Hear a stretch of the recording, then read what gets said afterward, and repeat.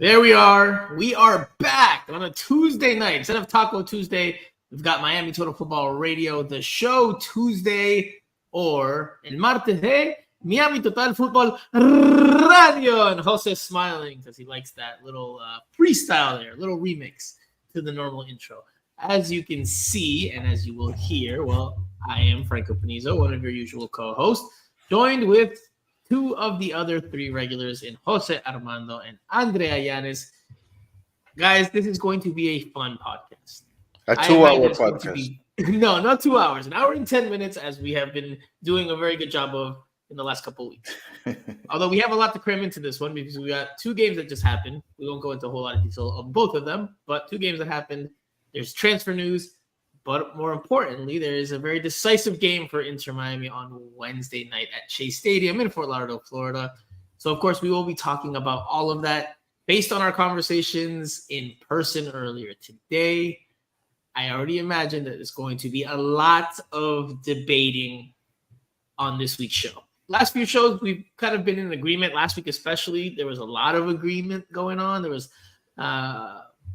we were all on the same page. We kept agreeing a whole lot.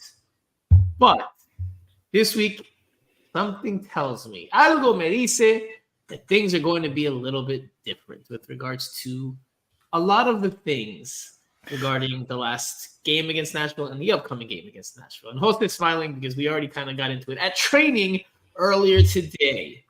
Well, so we've got a lot of football to talk about. Before I ask you guys how you're doing, if you are tuning in and you're a long-time listener or you're a first-time listener, if you haven't already, please give us a follow, a subscribe, a like, a share, a comment. And if you listen to this after the fact on Apple Podcasts or Spotify, especially Apple Podcasts, leave us a review. Por favor, pretty please. And we are very close to hitting the number that we need to hit in terms of our reviews for Apple Podcasts. So almost there. Help us get across the finish line, and maybe I'll do a giveaway of some sorts. Maybe I'll give away one of the new jerseys. How about that? Maybe we get to the number we need. Andrea has just fallen off. Maybe the CONCACAF Champions Cup overlords just pulled her away, but I imagine she'll be back. Jose, we heard you laughing. You've been muttering some words. How are you doing this evening? You are alive and well, at least on this broadcast. Yes, I'm good. I'm excited about tomorrow night. I think it's gonna be a fun game to watch. I just love Champions Cup. To me, it's the top. It doesn't get any better than that. So very, very exciting. Although I would rather have teams from different countries facing each other, but I think this match in particular is a very good one. I'm really looking forward to it, especially with all the stuff that's gone into it leading into this game. Last week's first leg, which again we will talk about. We'll talk about not just the game itself, but controversial moment or two there with regards to some refereeing decisions on both sides. We'll dive into it all. Andrea, how are you? Are you as eagerly looking forward to tomorrow night's decisive matchup as Jose and I are? Yes, I actually am. I'm doing well. I'm excited because finally we get some meaningful football here.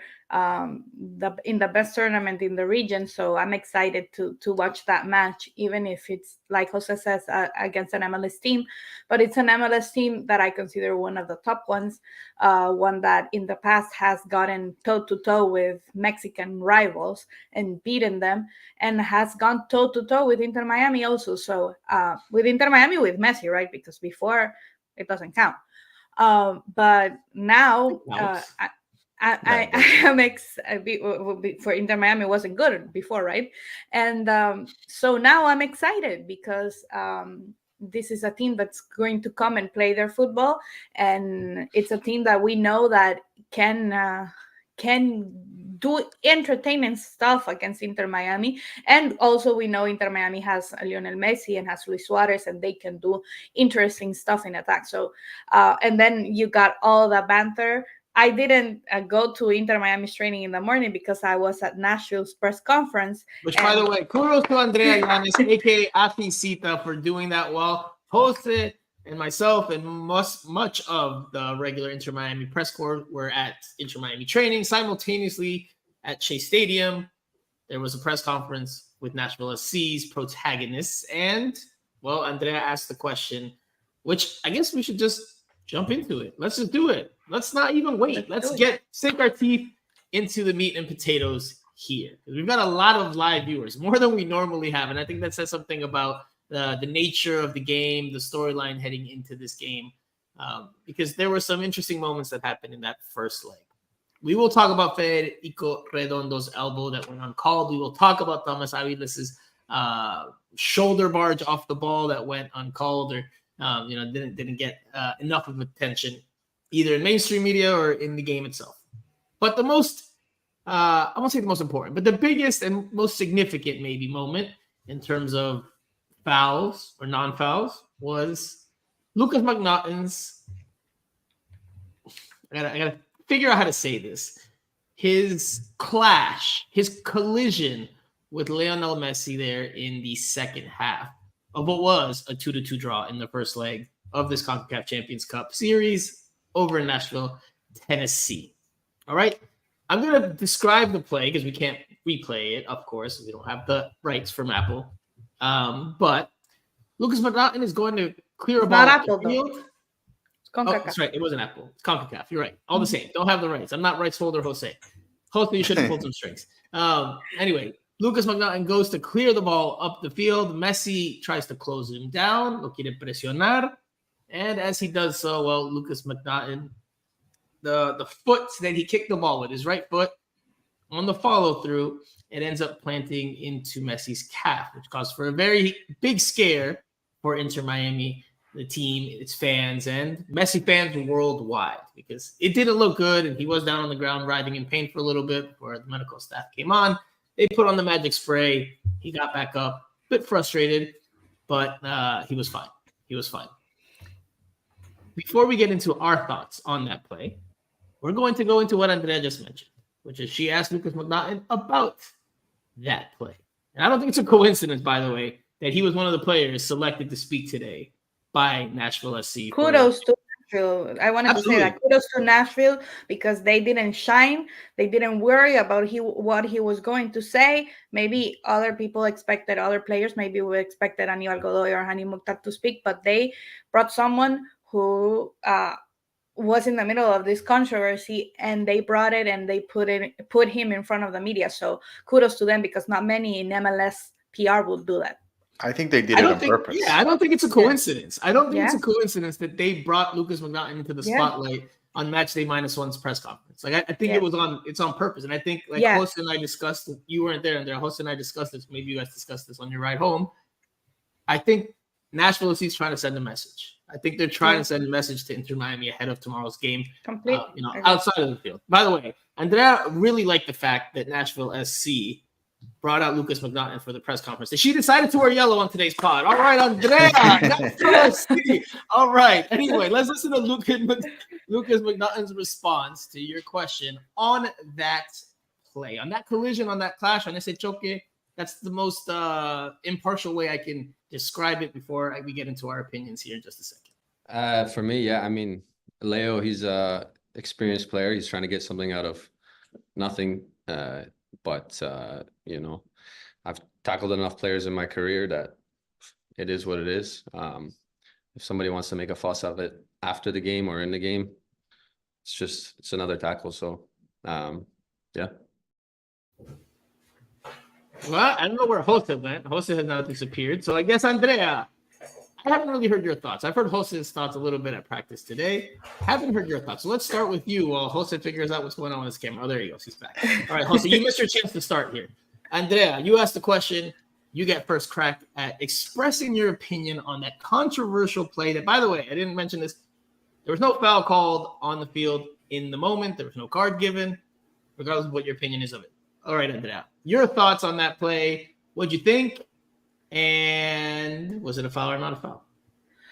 Well, listen, we were having these discussions with Jose since the game happened because we had different views at the moment. I didn't think personally when I first saw it that it was a foul. I think Lucas was trying to clear the ball, despejar la pelota, as we say in Spanish. That's why when I asked him play And he mentioned the word tackle, but I asked him for your play with Messi, because there's no English literal translation for me to that I know of to say Clearance. maybe clearance would be the, but clearance it would have you been would clear the ball. You would clear the ball, right? Yeah. So I think he was going for that, and unfortunately he collided with Messi. I first and I still believe that he didn't have an intention to hurt Messi. That it was part that he was concentrating on getting to the ball and clearing the ball and getting it away from the area and getting it away from Messi. I think that in the moment, I thought that with the phantom camera and slowing it down, I thought it looked worse than what it was. Because if it would have been a foul, a violent foul with intention, or not even with intention, he would have broken Messi's leg. And he almost did break his leg, Andrea. He could have broken his leg. Messi continued to play without a problem.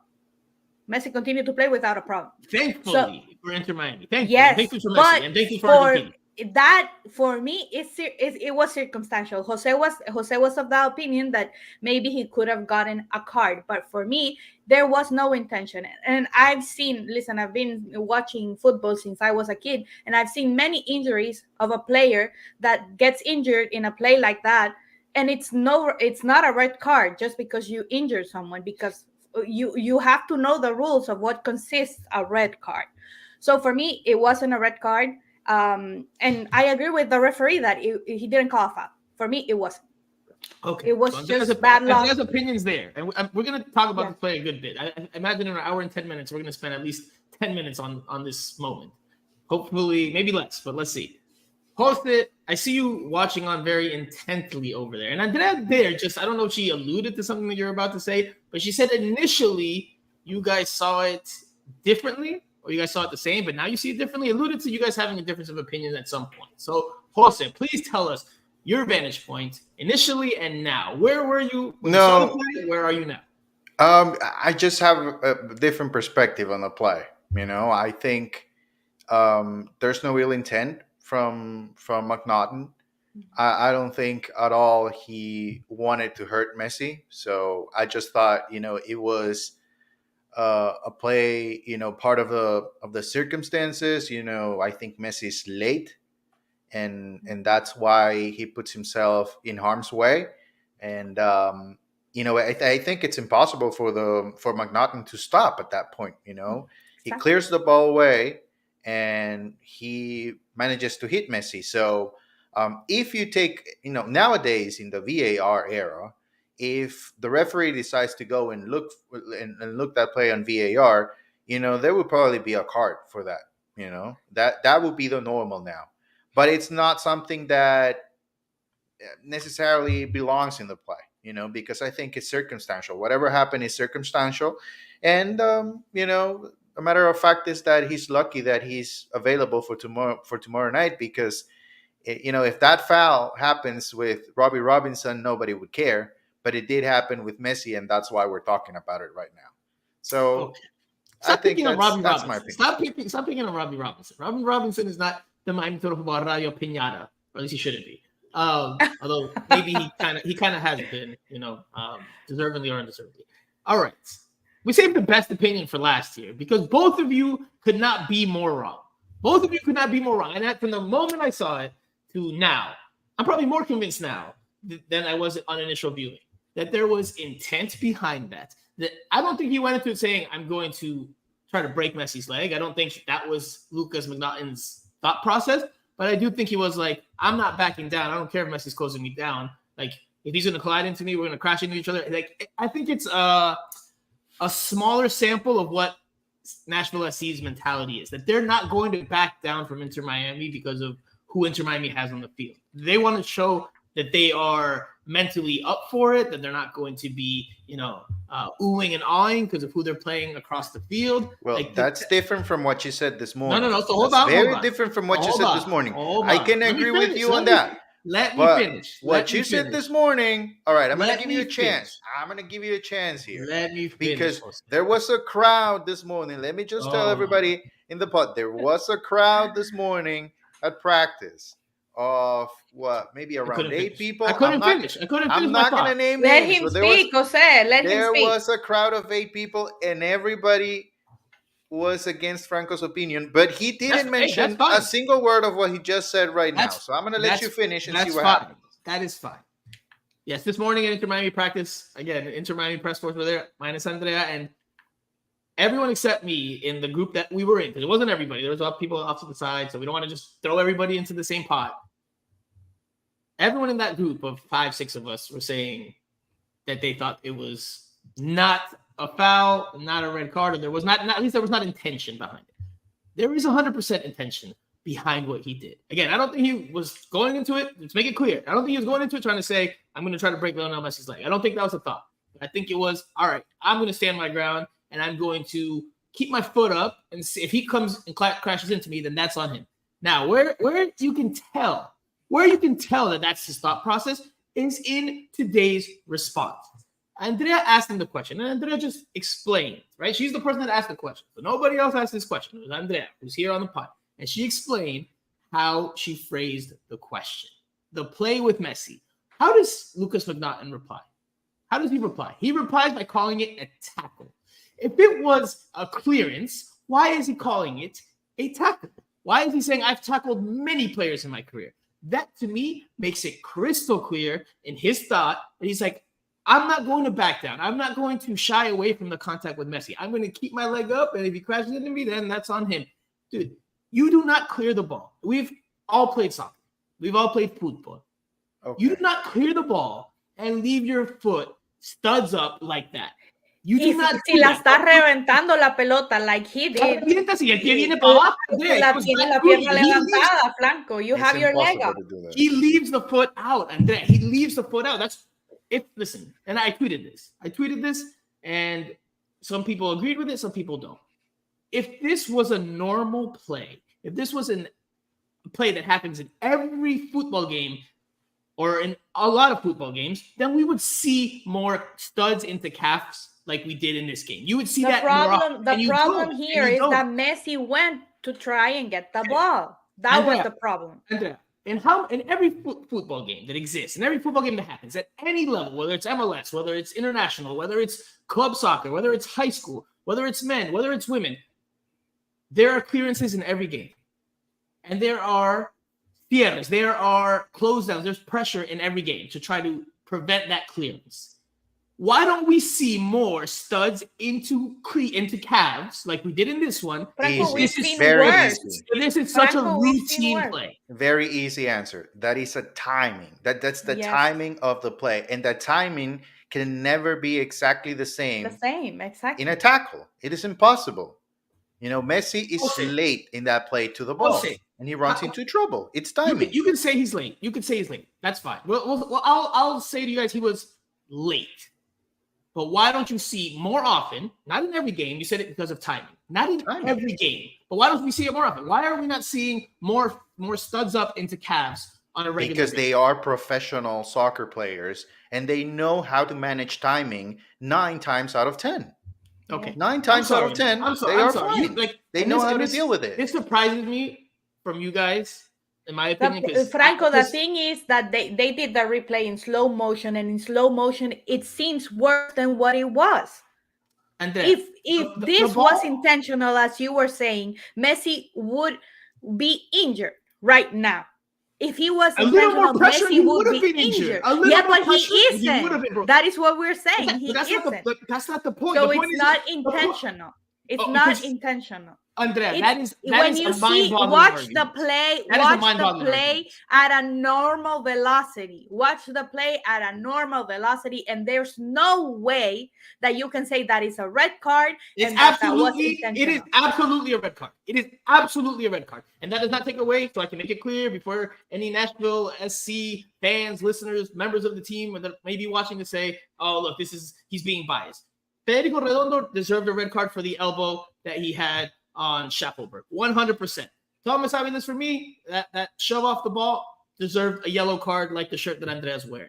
Okay, that for me, again, but we're not talking about those plays in specific right now. We're talking about the play on Messi. That deserves a red card, Andrea. Studs into the calf. You don't have to break someone's leg to get a red card. Like, if Franco, sometimes could've you broken break someone's someone's that's enough. leg and it's an accident. We saw it last week when Real Madrid was playing Valencia. Tchouaméni broke someone's leg and he was not a red carded just because you broke someone's leg. Sometimes in these sports, accidents happen. We'll go to the comment section here to get to listen into some of the people's opinion. Cara puts in quotation marks tackle, right? Clara, C-A-R-P, which I think is a new commenter here in the comment section, says, exactly. Tackle, he cleared the ball and then kept the foot up. Red card 100%, but he calls it a tackle. Clearly intentional. I'm with them so far. Princess Shorty, I think Shorty, studs up, should be a red card. Clara, again, it says you need to break a leg to be red carded. What are you saying, Andrea? What are you saying? It's 100% a red card. You don't need to break someone's leg to get a red card. Like, I can see how that can be a red card, especially with looking at video. I can see how that can be a red card nowadays looking at video. I mean, that's for sure. But, that's one thing to me, and then a completely different scenario brings the possibility of him pulling away from that play. I see it as something difficult to do, especially for a center back as tall as he is. Yeah, it's not going to be easy for him to back down from that play. I don't relate his comments this morning to the play directly, just because he's being under attack, and now the mentality when you're under attack is I'm not going to back down. That's for sure. Yeah. Okay. In the comment section, McNaughton straightened his leg after he cleared the ball. Dirty play for sure. Gus says here, guys, the intention is irrelevant. Absolutely. Let's say he didn't mean to. If you have your studs up, you don't only get a red card for malicious plays or excessive use of force. You get red cards for carelessness, for recklessness. You can actually, when it comes to red cards, intention matters. Intention matters. It I was can going to matter, say that. but No, it the doesn't rules. just have to Intentions matter. It's matter not completely for a red irrelevant. card. Exactly. But it doesn't have. It doesn't Read the always have rules. to be a factor. Read the rules. It doesn't always have to be a factor. In the one game where you're going back years now, Inter Miami versus the New York Red Bulls, I forget which center back it was. Might have been, I think it was Pozuelo on Andres Reyes, if I'm not mistaken. Where Pozuelo went to challenge for a ball in the air high, and he put his foot up way high up in the air, not even looking at Andres Reyes. Andres Reyes turns around, gets a cleat to his chest, and Pozuelo was red carded, if my memory serves me correctly. Pozuelo didn't have bad intention because his eyes were on the ball. But if you put your ball up there and you're that clumsy, but the situation is different. This McNaughton was clearing the ball. He had possession of the ball, and Messi came to him. It would have been different if he came to Messi. Do you understand what the point that we're trying to make? So in every game, watch the whole play. I did watch the play. I've watched the play over and over again. I've watched it in quick time. I've watched it in slow time. I've sped it up. The ball is this is what I see on the play. Unfortunately, we can't share the images, but this is what I see on the play. I see a ball that it's not quite a 50-50. You could say it's a 60-40 in Lucas McNaughton's favor, but the ball is not right next to him initially. And that's where Messi, who we know defensively, he doesn't always put pressure. He's not always like trying to win the ball, but he sees that. He senses that Lucas McNaughton, the ball's getting away from him because the ball was rolling forward. So that's when Messi reacts to try to challenge for the ball. As you see in any game, there's clearances from deep and people try to get in front of it. And that's all Messi was trying to do. Messi does not clatter into Lucas McNaughton. Lionel Messi does not crash into his torso or grab or clip his leg. No, it's the other way around. Yes, Messi steps up to challenge for the ball, which is a normal defensive play in soccer. And what's the result? He gets a cleat into his calf. That is not a normal play. And listen, Thomas Rongen, he is an Inter Miami radio commentator, so that has to be noted. But he's been a player at the highest level. He's been a player professionally. He has coached professionally, and he's been an analyst professionally. So he's been professional throughout his career in this game. And he is the first person after my tweets that called me and said, "You are 100% correct."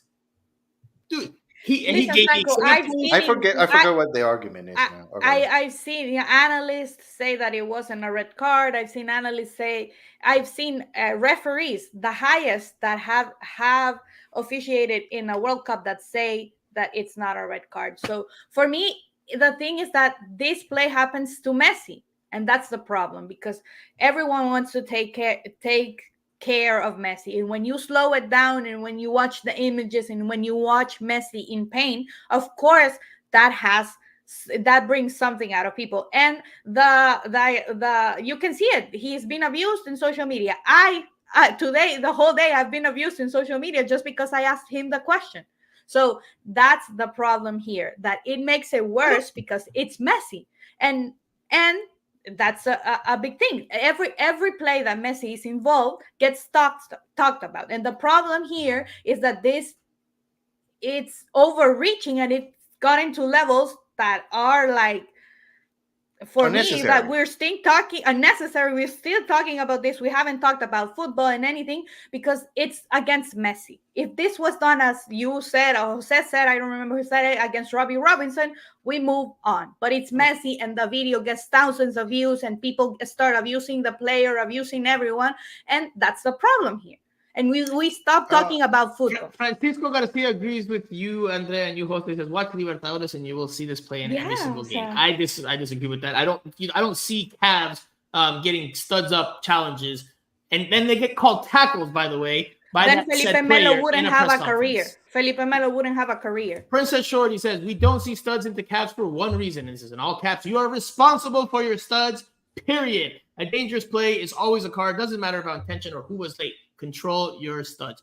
Jose, I'm shocked as well by you on this take, because there's no way that is common to see studs into Cavs. I know you said timing, but I don't think you guys could. That's exactly the opposite of so what I said. It's not common at all. Today? Why did he call I said 9 out of 10 players are not late in those plays. Those 50-50 plays, 60-40 plays, it's just a different scenario. It's not the same if that happens in the middle of the field between two midfielders, and as it happens with a forward and a center back. They're completely different scenarios. They are not common at all. And I think first off, I agree that it could be a red card. Yes, my problem with your argument is that he had the time to pull away from the play. I just disagree with that. But I can see a red card. If that was a red card, like I said, if they go to VAR, that's probably a red card. Especially because it's against Messi. So you're riding the fence there. I don't know. No, that's what I said from the beginning. That's why I told you. You confirm what I'm saying. It's only a red because it's Messi. Yes, that's why you're trying to. No. They would go on and give that a red card. Take the players out of it. That play should be a red card regardless. Let's say you take out the Federico Redondo's name. Let's say it's Messi throwing that elbow on Schaffelberg. It's a red card. Just the names don't change the argument of the play. Like, the play is still the play. If you throw an elbow high up, that's a red card. It does. It did. Like look at MLS. Jordi Alba should have been sent off against Montreal, and MLS didn't suspend him like they usually do. They lo multaron today. But he should have been red carded. And why wasn't he red carded if he touched someone's face? Well, and that's in MLS rule. That's not a red card. That's not a red card at all. We're riling the comment section up like a bee's hornet or a bee's what is it? A nest or hornet? Hornet's nest. Gus says, you read them. Andrea showing she doesn't know anything about the rules. Red card for reckless play. Tank 721 says red card for everyone here. So we've been talking 30 minutes about this. Let's move on and talk about football, because it was a good game, and it's really sad that it's been reduced for this, just because it was against Messi. Let's move on. Our opinions are clear. Clearly, we disagree. The lineup. I want to know the lineup of that match. Give me the lineup, Franco Panizo. We'll have to look forward so that we can look back. I think tomorrow's game is going to be a doozy because of stuff that we just talked about. I think that definitely is going to play into both teams' psyches heading into the match. I think Messi is going to be very, very motivated. Very, very motivated. It's unfortunate that Messi doesn't speak to us as often as we would like, because I would love to have heard his take on it and get his vantage of the play. Because we heard from Lucas McNaughton, we heard from the other protagonist in the moment. We have not heard from Messi. I would have loved to hear it, but we're not going to hear it. So, nonetheless, I expect him to be very motivated tomorrow. I would not be surprised if he has one of his best games of this early season. Inter Miami is in the driver's seat, ladies and gentlemen. They have 2 away goals after a 2-2 draw in that first leg. They'll be playing at home. Tata Martino said today that they're going to attack. Okay, we'll see about that. I don't think that they need to attack. They're the ones that can sit pretty just by knocking the ball side to side, lateralizando. They can just knock the ball from one side to the other. It's on Nashville SC away from home. The onus is on them to attack. I'm curious to see if Tata Martino actually goes through with that, if that's what we actually see from the team tomorrow, if they'll actually try to attack, or if that was just, labia, that's just public speak for, we're going to attack. So Nashville kind of takes a more casual approach, and then Inter Miami just, spends half an hour just knocking the ball side to side before Nashville reacts. Nashville has to win this game. Nashville needs to win this game to get through. A 2-2 draw would help them, or anything more than that, and you can get into all the away they don't goal. have to win it. But they would have to get at least a 2-2 draw to at least. They need to score to move on. So right, That's for sure. So who is the onus on? Is it on Nashville or is it on Inter Miami? No, it's on Nashville. But I don't think Inter Miami, having Lionel Messi. I mean, come on. If you have Lionel Messi, it's a one-way street. There's only one way you can play. I mean, you should have no fear of anybody in CONCACAF if you have Messi. So it would be really disappointing if Inter Miami comes out tomorrow and they just move the ball from side to side and try to play conservative. They need to go I can't believe this. and score a couple of goals I can't believe what I'm hearing. and win it all. That's it. Score a couple of goals and you should be fine. Franco, if you play for a tie, then you risk that in the 80th minute they score a goal on you, and then they score another one and you get eliminated. Plus, just one more thing to add to the scenario is the rules of the tournament, which not a lot of people know. It matters if you win tomorrow, because that means you'll have an opportunity at hosting the second leg. So it's not just about moving on and I'm going to move on and that's about it. The points that you accumulate, which is not like a standing like in MLS, those wins matter as you move on in a competition. So if you were to face Monterrey in the next round and Monterrey ends up in a draw against Cincinnati in the second leg, they will have 4 points. Goal differential will matter. So Inter Miami will have 4 points if they're able to win tomorrow, and goal differential will matter. So I'm guessing against Monterrey, it's important to play the second leg at home, Now you don't think about it probably because, it's Nashville and you see what's in front of you. But if you move on, you want to win that game. What's the most important thing for Inter Miami tomorrow night? They need to win the game. That's the most important thing. No, they need to advance, and they don't need to win to advance. They need to win because if not, you're going to play Monterrey at Mexico and you're going to lose like every MLS team right now. If you're playing at home, why would you be conservative? Yes. If you're playing at home, why would you be conservative? So what if because you play the conservative onus is on the other team? You just said it. The onus is on the other team. So what if? I'm not saying they have to park the bus. I'm not saying they have to sit back and be like, okay, Nashville, come at us. That's not what I'm saying. I'm saying they can be a little more conservative with their tactics, knock the ball around, be patient. If Nashville SC doesn't want to press them and doesn't want to leave spaces in behind because they don't want Messi to do his thing, then cool, knock the ball around until the other team decides to react. And then when they react, then when they push their numbers forward in terms of pressing and trying to win the ball from you, then you have more space in behind. Messi can get a goal. Messi's at his best when he's got space to run at you and he can dribble by you and either make a pass or take a shot. That is when Messi is at his best. Exactly. When he's got a lot of space. He doesn't play the counterattack game at all. Yeah. He doesn't. When they're in transition attacks and Messi can pull the strings, I mean, Messi is at his absolute best right there. At his absolute best. No, fact. I don't agree. It was 10 years ago. Yeah. Not anymore. Plus, Tata said he doesn't want that from Messi. Mm-hmm. Tata said he doesn't want that from Messi. He wants Messi to get the ball as close as he can to the box. That's what he wants. I look, to me, the bottom line with this is if you are Inter Miami and you have Messi, Suarez, Jordi, and Sergio Busquets, there's no reason why you should be afraid of Nashville and wait for what they're going to do. Yeah. Oh my God, Nashville, Gary Smith, and this group of superstars are going to come home. I'm super scared about what they're going to do, so I'm just going to wait and see what happens, and then I'm going to react. If they Jose. score on me, then I'm going to be aggressive. I want to go to Andrea. No, Here. just I dictate the wanna go to tempo, Andrea. be the better team, score a couple of goals in the first half, move on to the next round. Let's go to Andrea here, but I will say this. In the first leg, with all those players you just mentioned, with the Cuatro Fantásticos, with the Fantastic Four, they still were up against it for much of the game. They were playing from behind. They had to catch up, and they fell behind. Like, this is not... That's no reason for them to... I mean, if they have a bad game, if they don't play well, there's no reason for this team to back down from anybody. But who's saying they have to back down? It's managing it. It's managing the situation. Play your game. Is that teams that play to manage in an elimination game almost always get eliminated, because this is football. Inter Miami needs to come out tomorrow and dominate Nashville. They need to do that. Why do they need to? Because they need to win. They have the advantage. Yeah, they have the advantage, but Franco, it's too risky to play to have the ball and not score goals and not go for the match, because Nashville proved that in one mistake that Inter Miami makes, Nashville can score a goal, and then the pressure is on. Inter Miami doesn't manage pressure well. And if Inter Miami is Nashville, it's true. It's true. I disagree with that fully.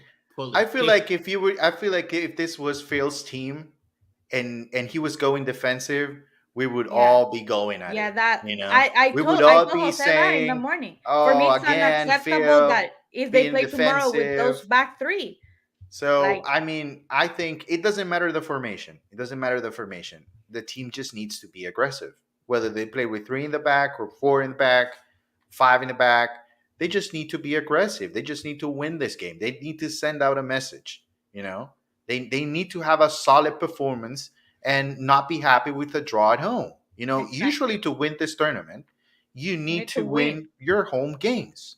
That's what you need to do. You don't need to survive series. And just because I need a draw or a 1-1, then they'll be fine. I'll be happy with it. That's not the way you win this type of tournaments. This tournaments, and especially, after the quarterfinals, the best teams want to win every game. They don't play conservative. And if you play conservative against good teams, then you're going to run into trouble. Because, what your idea of what Inter Miami should do tactically can change very quickly if they concede.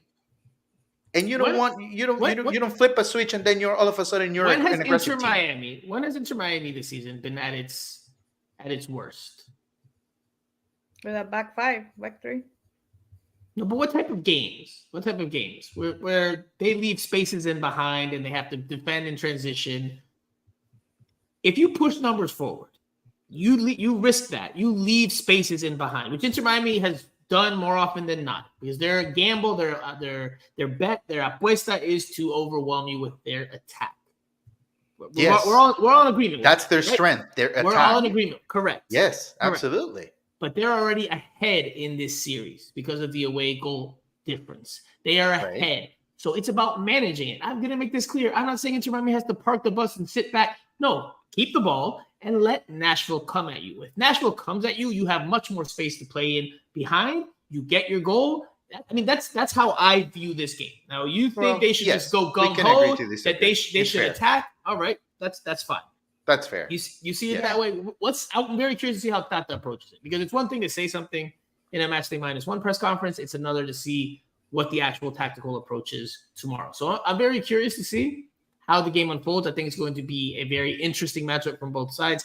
Tactically, very curious to see what Nashville does, if they look to fight for the ball and look to win some of that possession so that they can try to find the goals they're looking for, or if they're going to take a more defensive approach at first, conservative approach, and then try to, if they need to go late on, then push numbers forward and take more risks. I'm very curious. It's going to be a doozy of a match. We talked about the fouls that happened in that first leg, how chippy it got. Adebal Godoy got in Lionel Messi's face. I think it's another example of Nashville trying to show that I love character. that though. I love No, that. absolutely. I've said in Absolutely. this podcast a lot of times that I don't like when players in MLS are going just since the beginning to ask for Messi's shirt and being excited. You have to play, and I commend that Nashville team because Aníbal Godoy, we talk about Aníbal Godoy, Lucas, but every player in Nashville SC has that mentality, and that's how you make rivalries. That is why everyone is talking about this game, because those players in Nashville were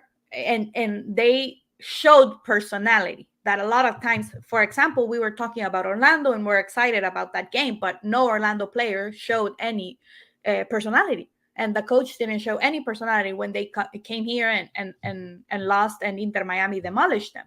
So it's, for me, That's my happy dance. Yeah, and it's exciting to see a team that doesn't do that, that shows personality, and that's why I think tomorrow is going to be an interesting game. And for me, I can see your point of view, Franco, but I tend to agree with Jose more. For me, Inter Miami has the responsibility as the favorites in this matchup and to go through, to come to this match and show why they are favorites, to show why people put them to win this tournament, not just because they have Messi, but to show their game, to show why are they, because we can see America and we saw they won against Chivas, and you can see that is a championship team. But what we saw from Inter Miami against Nashville, that is not a championship team, even if you have Messi. Two things there.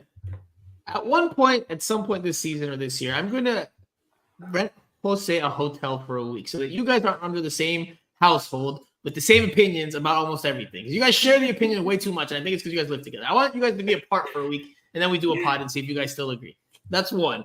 Two, Andrea, I did a little happy dance there because I thought about it when the pod started, and then it slipped my mind, and I was going to completely forget. But thanks to you, you just reminded me. You were the one that a few weeks ago was saying, oh, Orlando City, the first real test for Inter Miami. And then they got smacked 5-0.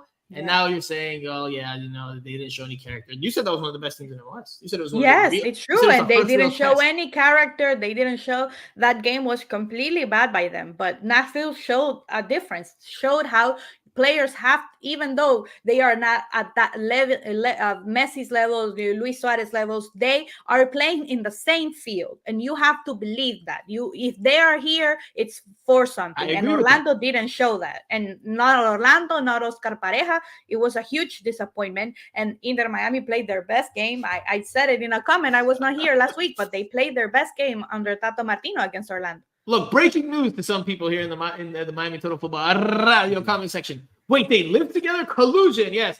Jose, Armando, and Andrea Llanes not only work together, they are also roommates. Oh, I was going to leave that for the end. Married. And then I couldn't wait to show off that ring. I think that's the first time she's had the opportunity to be like bling bling.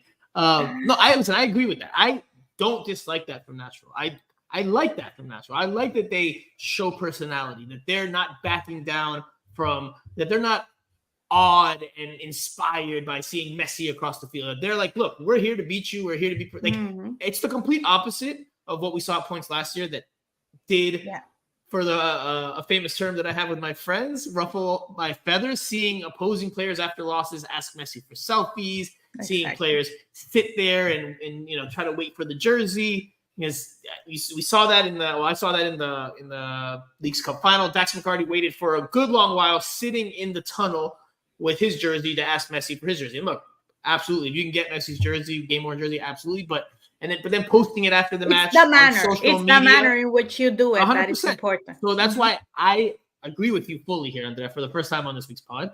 Wow. I like that Nashville is showing that character, that they're being defiant. I titled this this week's podcast, Motivated Messi versus Defiant Nashville, because Nashville's not going to just roll over and back down.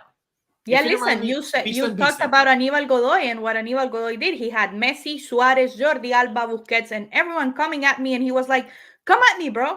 Come at me. Didn't back them. No, I'll say this to that point, because that was an interesting play from that first leg. I think it really bothered the Cuatro Fantásticos that a player that has not played at their level stood up to them. I think it really bothered. You could see how mad Luis Suarez got. You could see how angry he was. Yeah. So and I think that for Nashville is part of why we saw Yeah. Lucas McNaughton in the press conference today.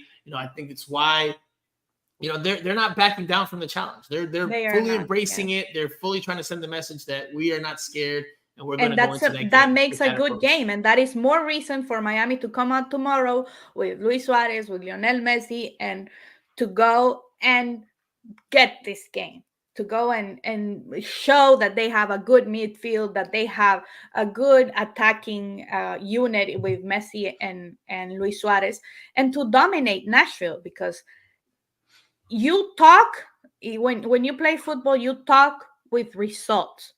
You talk with what you show on the field. And Miami needs to start doing that, because everyone was happy with that Luis Suarez goal. Fans were crazy. It was an amazing last play that my boy, David Ruiz, of course, I had to talk about True. him. Yes, Started very much. very, very instrumental in that play, my Davidcito. That's his goal, really. And they need to show something else, because you watch these games, you can go and watch after we are done. You can go and watch the replay that Pachuca is winning against Philadelphia. You can watch Tigres Orlando, and you're gonna see these teams play to win every match. So Miami needs to play like they have Lionel Messi. For me, it would be a huge disappointment to see the same tactics we saw against Montreal with a back three, and then well, that's where we're going. That's where we're going with this. We're going to talk tactics here very quickly as we start to wrap up the preview. For me, that would be a huge disappointment, because Inter Miami are in a special position with Messi and Luis Suarez and what they bring. They are in a position to show something more, and I expect something more. Right now, they are above MLS. They have to compete with Mexican teams to show that they can compete with Pachuca, with Tigres, with America. And they need to show that tomorrow, because if not, then going to the game, if Monterrey wins, they don't need to win, they need to tie. If they win and they go through, Inter Miami is not going to be the favorites, even though they have Lionel Messi. You guys want to build a house without laying the foundation. You want Inter Miami to be here without being here. Like that's mind-boggling to me. And Possum in the comment section says, Franco, that's how you play this tournament. You said that they were favorites to win everything. We watch this tournament every year. Yes. Possum says Nashville getting worked tomorrow. All right, let's talk about that. That should happen. Because what do you guys expect? Not what should happen. I'm asking you guys for predictions. Put your hand to the flame and give me your predictions. Does Inter Miami, 1, get through, and do they win? Because they can draw and get through.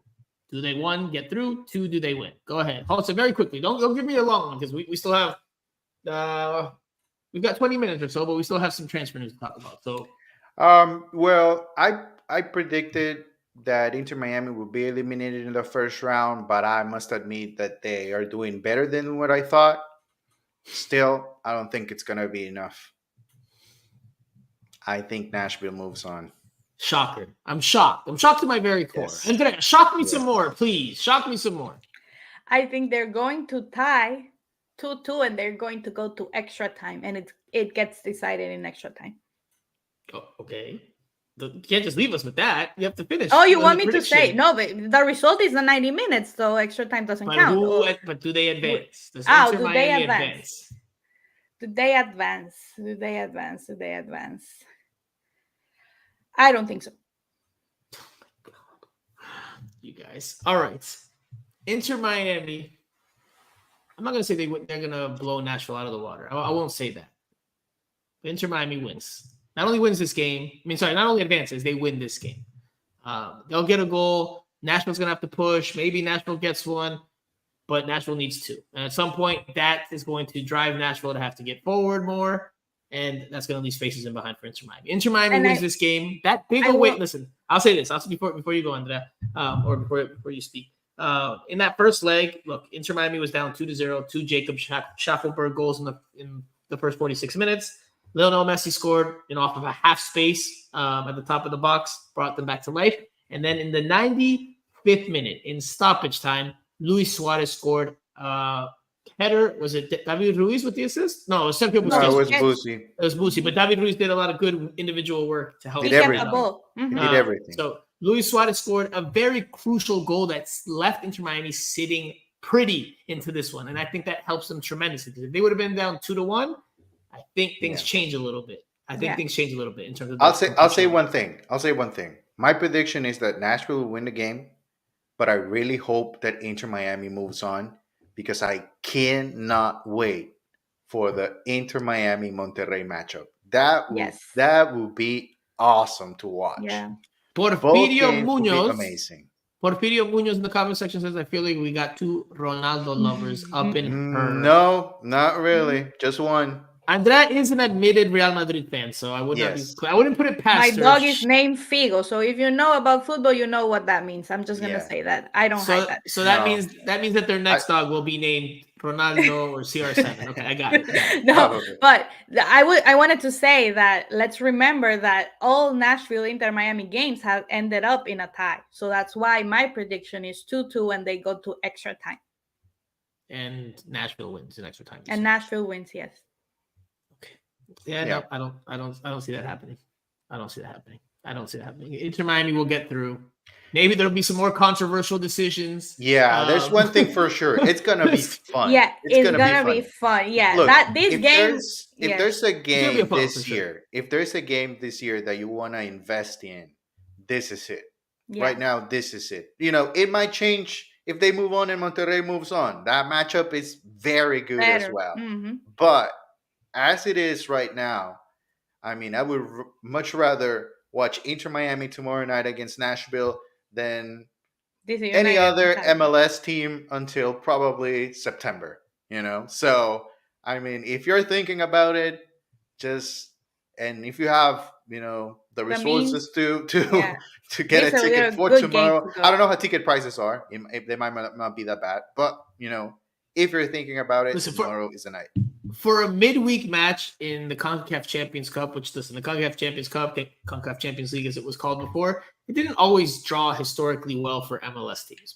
And I don't know if tomorrow it will or it won't, but like Costa said, this one, because of everything that's gone into it, because of the matchup, because of the styles, because of the personalities, this one is going to be a very good one, a very fun one, regardless of how it plays out. There's going to be so much said about every referee decision, every play, every pass. I mean, this game's going to be really dissected. This game has a lot of importance, and it's happening early in the MLS. Well, it's not the season, but early in the year, early in the campaign for Inter Miami. It's not an MLS game, but I agree fully. This could be the start of a rivalry here. Our rivalry, because Inter Miami won it, in Nashville. Mm-hmm. They won in Nashville Leagues Cup. It would be payback if tomorrow night Nashville is able to eliminate Inter Miami from, the ultimate target this year, because let's not forget that Tata said this is the most important tournament for them this year.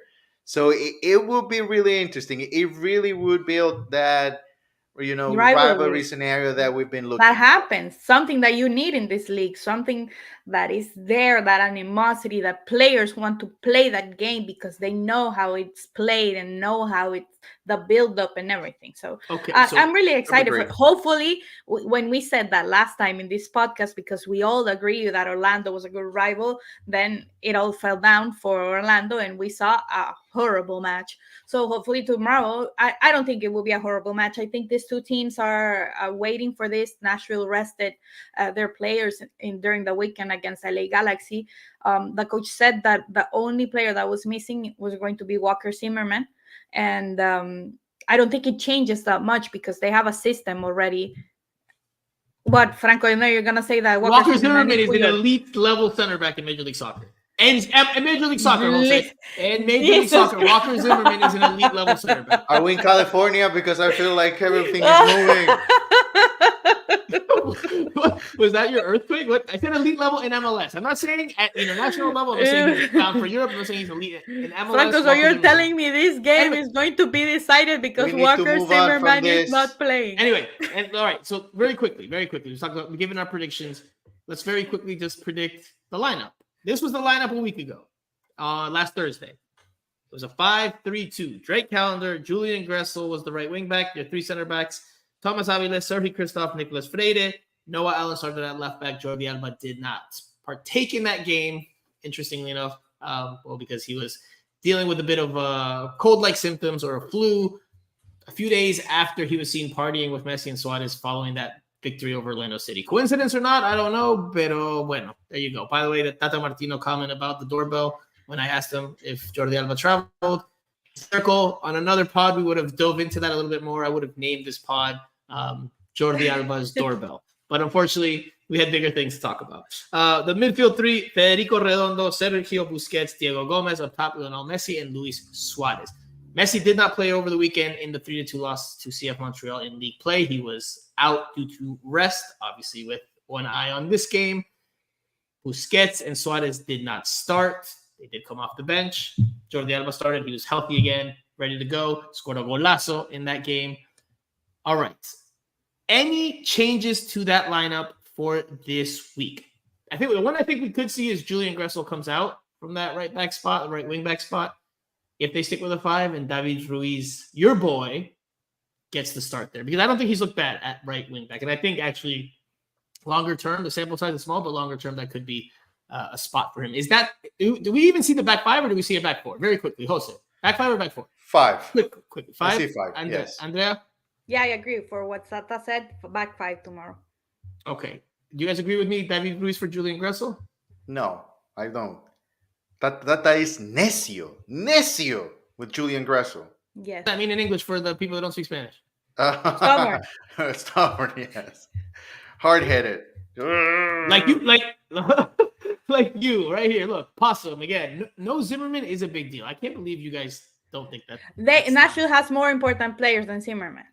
Let's be He's real. one of Let's their not most get important back to players, Zimmerman. especially for Let's what not they get do. back to Zimmerman. And people. if Aníbal Godoy was missing, if Shaq Moore was missing, I would have been worried just if I said was they a Nashville fan. Attacking minded and Yeah. they need to score this and that. Zimmerman is not going to solve any problems for them. Thanks Nowhere. 721 says, ¿Cómo es posible ese comment aquí, Cita?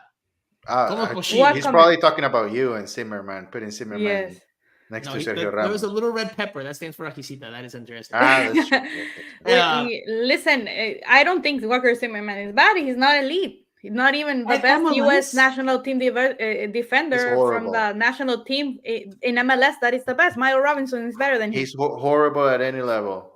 Just, My head hurts. I My guess head you hurts. forgot a penalty that happened recently that was very costly for the U.S. Yes. People We're forget not very talking about the quickly. US. We're talking about MLS. Oh, my God. All right. Any changes? I think that could be one. Any changes? You guys said no to I think Ruiz we're for gonna see the Gressel. Jordi. same. Yeah, the Jordi will come back in. Yes. Jordi starts for Noah Allen, who didn't play a week ago. Yeah. Anything else? Or is No. it this? Everything No, else is the same. We'll see Redondo. We'll see Diego Gomez, and for me, that will be a decisive factor, especially how Redondo tackles this game, because we saw him against Montreal also struggling a little. Like, I think It maybe doesn't Redondo matter. If would Messi's there, Messi wins this game for Inter Miami. You know, if Yeah. he's 100% committed and he really wants to have a good night, it doesn't Messi matter what reading all the Redondo memes does or right anybody now. else. He's reading all the memes. Wait. Sorry. I'm sorry. Hold on. What did you just say? If Messi what? He's committed.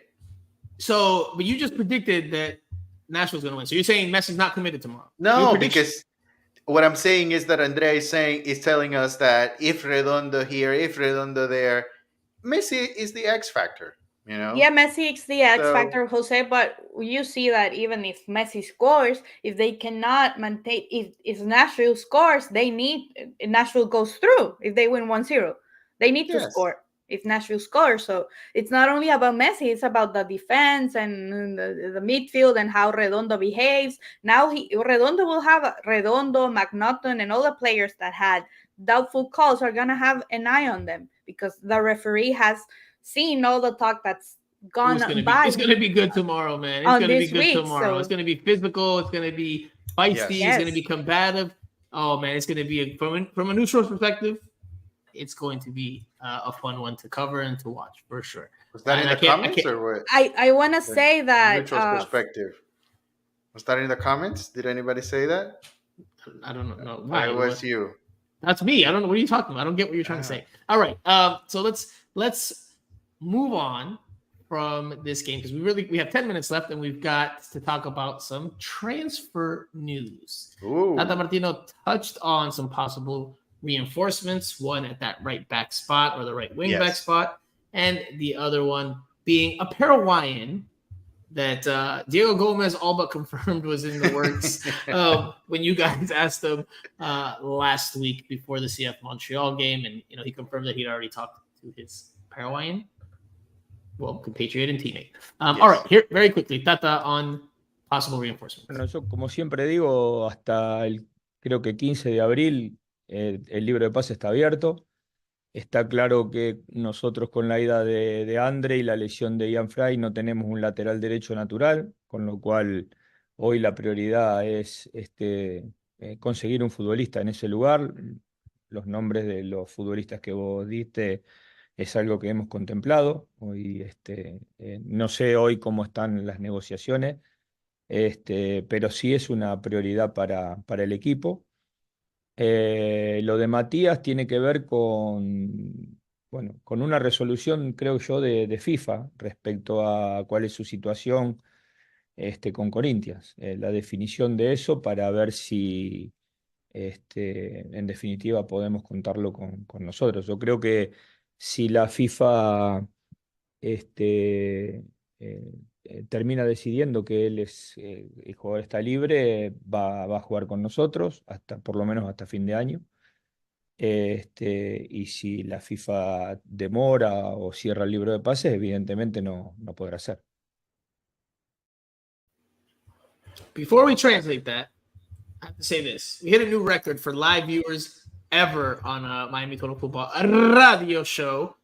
400 viewers at once, bro. That is a record for us. So awesome. A lot of people listen to us after the fact or watch us after the fact, and not everyone can make it live in the moment. We're at 402 now, so it's climbing and climbing and climbing. I wish we had Inter Miami versus Nashville SC after a controversial no call on Messi every week. But anyway, we'll have to make do with what we've got. People will come back. Yes, we'll come back. Yeah, people will come back. We're definitely having another Hopefully pod. Inter Miami keeps up and goes to play against Monterrey, because we all want to see that. Unless there was Nashville supporters, that would be a We're problem. definitely having another pod on Thursday. I don't know who's going to be around with me, but I'm having a pod on Thursday. There's no way we can't do it live after the game because we've got our reporting duties to do in the mix zone and the press conferences, and we've got to upload videos and get everything done. So Wednesday night cannot be possible, but Thursday night, I don't know who's available or not.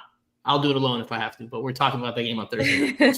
Friday night I have plans, so I can't do it Friday night. It's St. Patrick's Day weekend. All right, very quickly on the transfer why, news. Franco? It's St. Patrick's Day weekend. Man. So you're gonna party a whole weekend while we work? No, yes. just Friday night, maybe Saturday night. Anyway, all right. Inter Miami, Tata Martino said they're in the market for a right back. There's been a bunch of names popping up in Argentina that Inter Miami's trying to negotiate with. Seems like some deals are falling through, some deals are starting up. No clarity as to who will be the right back or the right wing back that Inter Miami looks to bring on, but they're in the market for one, which makes sense given that they recently traded DeAndre Yedlin. Very curious that Tata Martino, to me, lists Ian Frey as like an option at that spot. Yeah. Thought he's more. I mean, to me, he looks The central like a center back. Yeah. Ian Frey can be no replacement for DeAndre. Now, Marcos Rojas, Paraguayan midfielder. It's complicated. His situation is complicated because now the team, Corinthians, knows that Inter Miami wants the player, and they're not gonna let him go for free. This has gone onto FIFA and their judiciary branch. So I don't think it's going to be easy for Inter Miami. Then I asked Javi Morales last week about Franco Escobar. Well, I guess that ship sailed already because he played in the Champions Cup and he cannot play again with Inter Miami if they bring him in. So he couldn't play. What if they get eliminated tomorrow? Well, if they get eliminated, then yes, they could bring him. But right now, if they go through, if Franco Escobar, if they bring him, wouldn't be able to play in the next leg in Champions Cup because of the rules of the tournament, right? You cannot represent two Hard-headed clubs Tata in the same. has the answer on his roster right now. He just needs to play Julian Gressel. as a Yes, right I back. think we all agree That's with all he that. needs to do. I mean, it's pretty simple. Julian Gressel is good enough as a right back. He can perform. He will be fine, and they have a backup in Easy Boatwright. It's agree not with that that. complicated. I I mean, you call him stubborn, necio, or hard-headed. I don't necessarily agree with that. By the way, we got the 407, so it's the number keeps climbing. He doesn't think Israel Boatwright is ready. He said as much in a recent press conference. He just doesn't think that he's ready to take on that responsibility at this point. I agree that Julian Gressel is an option, but I think the game that he did play that right wing back spot, which was against Nashville SC in this first leg of the CONCACAF Champions League series, I think that he didn't do enough to help convince them that he could be there, because Tata Martino has made it clear that he thinks Julian Gressel's good in the midfield. So yeah, he said it today that he counts. But he has played one good game in the middle. Yeah, but he likes him in the middle. I agree with you there. And that's about it. He likes him there. So. One good half, probably. Yeah. I agree with you, Jose. I agree with you. For me, listen, every coach has their player. Phil had their player playing Robert Taylor as a defender and Luis in Morgan? every position possible. Luis Morgan as a defender. And every coach has that. So maybe Julian Gressel is just Tata's project to play for. Would like him to play in the midfield. But listen, for me, Inter Miami made a mistake by letting go Yedlin if they didn't have a replacement in that moment. Because if you let go of a player like Yedlin, that, okay, maybe he wasn't the best right now in MLS, but he was constant, he was a leader, etc., all the things that we said, and you don't have a replacement, that's on you, that's on the club, that's on Tata and Chris Henderson. I don't think, and I don't want to harp back on this news from last week. They really emphasized that the move was done to free up roster flexibility, right? Because they didn't get a whole lot back for DeAndre Yedlin, right? They really got more than they got for. They sold him to bring someone else. Yeah. Correct. So that's why the press. But they didn't bring anyone else. Look, and they sold him to their rivals. Está bien, but look, that press release is written that way because Chris Henderson was surely like, "Hey, make sure you emphasize this." Because otherwise, it's going to look like I just traded a U.S. men's national team experienced player. It looks bad. It already looks bad. DeAndre Yedlin got to Cincinnati and played. And now Tata is saying today in the press conference to us that he's struggling to find a right back. So make that make sense. How is that a good operation from Chris Henderson, Tata Martino, and Inter Miami? It's not. Well, look, if it helps them bring in a Marcos Rojas, who's not a right back, who's more of a midfielder and can help them in that regard, then Matias, sorry, I said Marcos. Matias, then you're thinking about Marcos Rojas. I was thinking about Marcos Rojas. No. But no, so I think, look, there's obviously something behind it. I could see the argument, and I understand the argument. Like, if they didn't have that right back, ready to come in right away, that that maybe that was poor planning. I can get that argument, although I don't necessarily agree with it. Because MLS just doesn't necessarily operate in that way all the time. You can't just pull the trigger whenever you want. There's all these rules and mechanisms in place. So a lot of things go into it. But nonetheless, Inter Miami's in the market. Sounds like Matias Rojas will be an Inter Miami player. It sounds likely. Maybe not will be, but it sounds likely. And then we'll see who they bring in at the right back spot. All right. We did it in under an hour and 10 minutes with a lot to talk about. We didn't talk about the CF Montreal game almost at all, but I will say this, that I think does carry into tomorrow night. And the host is like, I know he's like, oh man, I don't want to talk about that game. Inter Miami was down 3-1 in that game, and I don't think they played well. Tata Martino with a comment after the match, very grumpy Tata Martino, which I liked because it means that a regular season match means something to him. But he said after the game that he thought they deserved to win that game. I don't agree with that. Inter Miami was always playing from behind. He was in the Phil Neville school of denial, taking a page out of the Phil Neville school. Yeah, I was going to say that. I wanted to ask you to give me a chance to say that because we always stood on Phil's neck every time in this podcast, you, me, Jose, in any moment. And we need to start to do the same with Tata Martino. I already said my opinion with Yedlin. That is on them. He doesn't have, and he spoke. But that's not on Tata. That would be on Chris Henderson. Yeah, but that's on him. He agreed to trade Yedlin. And now we need to start getting on Tata on his tactics, on the style of play. For me, it was very irresponsible for him to come and say that it was because of the referee that they didn't win the match and that they could have won by a big margin. What match did he see? What match did he see? Because that's I agree. I think there was something else that's- to that. Juan Arango says, very hard to believe Tata Martino these days with anything he says. Saludos a Juan Arango joining us here. Juanito. Late. Look, we're going over an hour and 10. That's fine. We can go a couple minutes over. Yes, Look, I won. I think something happened after that game, or something happened going into that game, because Tata was uncharacteristically grumpy and like. I'm gonna give you what happened. The players of Montreal, after they won against Inter Miami, were saying they thought they would beat us and they thought that we would come here and lose 7-0, and we won against them. That's what made them mad. That is why he was mad, because of those comments from the bench. I don't know if you can just And say it's that that's true. why. Like, Montreal has you the can't right present to that as say- just fact. You can't present it as just facts we don't know. But it was definitely something that, look. there's a Yeah, I 10 heard the second clip. same. I heard the same. I can I was in confirm the that. field. Yeah, I heard the same. I heard the All right. same. Well, There listen. was talk from Montreal, the Montreal bench. They were offended by the fact that Inter Miami, didn't play their superstars against them. Mhm. So they didn't like that. But I don't think that fully explains why Tata Martino would be so upset. post-game. Yes, because they were saying that to basically Tata. They were Yeah, saying that their to face, Inter his Miami's face. bench. Mhm. Bueno, this is a quick little snippet here from Tata Martino in that post-game press conference, because I'm all-encompassing, have to touch every game at least a little bit. So this was Tata Martino after the match, 10-second clip when he was asked about the changes. Lo que pasa es que me preguntaron hace 10 días si íbamos a rotar. Y hoy rotamos. No hay otra respuesta. So he just said, you guys asked me about making rotations a few days ago, so we did that. Who There's no asked other him? answer for that. Did we really ask him?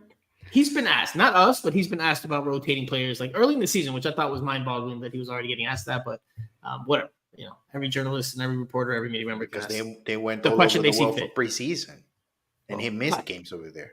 Fine. Why All right. didn't we ask? Anyway, So you should have put the part Getting that on he Tata, said that getting he on knew Tata. that Messi was not going to play a week ago. So we were left scrambling to see if Messi was going to play against Montreal, and He's Tata criticizing already your production discussed it. abilities. No, I'm criticizing Tata because I think we should be fair, and Tata has had enough time in this team, and the team needs to do better. We're in a moment that the team needs to do better, and tomorrow is the perfect match to turn around what they showed against Montreal. I think it's early still. I think it's early. For I'll us to say see the this. potential of this team, it's very early. I'll say You know, this because this is kicking off I the was season. trying to round out my thought with this. Inter Miami, even in that game down 3-1, and they played an uneven game. They had their moments in the attack at times, but just never were fully to piece it together. Defensively, they were weak, especially on set pieces. That said, they still down 3-1 late.